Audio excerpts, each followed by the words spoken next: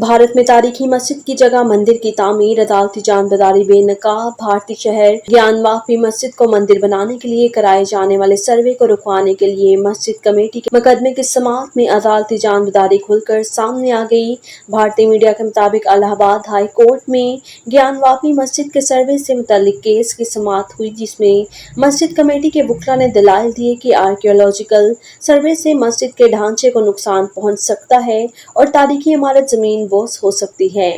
मस्जिद कमेटी के वकील ने यह मौका भी इख्तियार किया है कि मस्जिद के ज़ेरे जमीन एक मंदिर होने का कोई सबूत नहीं है, सिर्फ ख्याली बातों पर किसी को मस्जिद के अंदर खुदाई की इजाजत कैसे दी जा सकती है, जिसके मस्जिद के अंदर पूजा पाठ करने की इजाजत लेने का मुकदमा दायर करने वाली हिंदू खवातीन के वकील ने कहा कि मस्जिद के ज़ेरे जमीन मंदिर था या नहीं, यही देखने के लिए आर्कियोलॉजिकल सर्वे का मुतालबा किया था।